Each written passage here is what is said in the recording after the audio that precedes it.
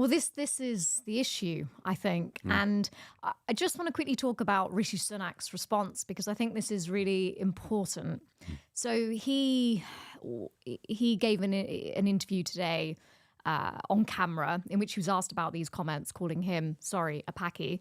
And he was visibly, you could see, more so than he ever normally is, because it was quite a contrast. You could see it was difficult for him to talk about. He said he's very angry and very upset by these comments, especially that his young daughters would have to know that people in reform are calling their father this.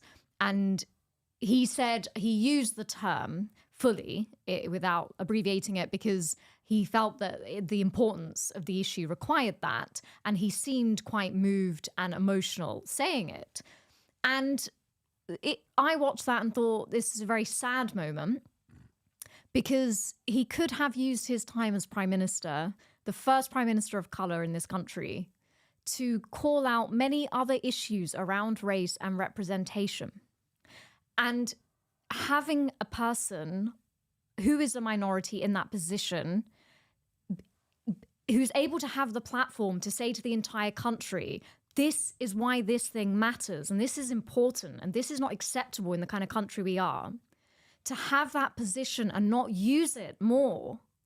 Other instances in the past. Lee Anderson is very sad because, and it's not because Rishi Sunak is a brown man and therefore he should have certain views and therefore he can't be a right-wing politician or a conservative politician or a Brexiteer. He can be all of those things. He doesn't have to be someone who has a certain identity just because he's a man of colour. But the fact is he is a minority. And today in that clip, it's quite clear that he knows exactly what it's like to be a minority and to be called these things. He knows what racism is, actually. He's aware of it.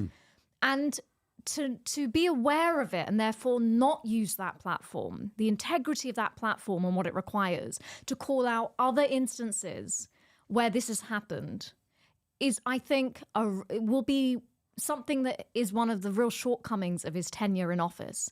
So when Lee Anderson, his deputy, said that Sadiq Khan, the Labour London mayor, had handed the city to Islamists, effectively saying, Sadiq Khan is an Islamist, an extremist, a terrorist sympathiser. Because of his belief, his faith. Yeah, because he's a Muslim. He's a Muslim mayor, yeah.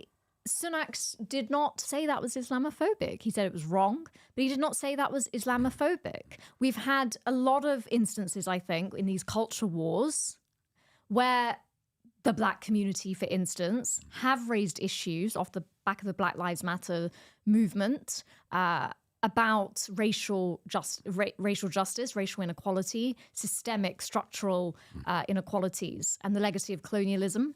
And Sunak's predecessors, people like Boris Johnson, Priti Patel, condemned some of those people. But also condemned taking the knee.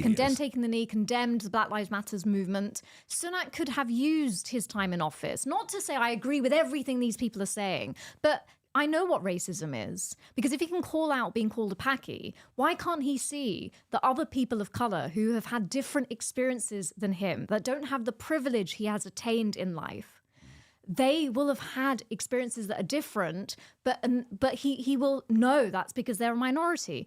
And so it's really sad, because ultimately, by not calling out enough or at all, this sort of Faragist dog whistle politics, Sunak has unfortunately helped normalise a political environment in which Farage can say, they're just talking like ordinary folk.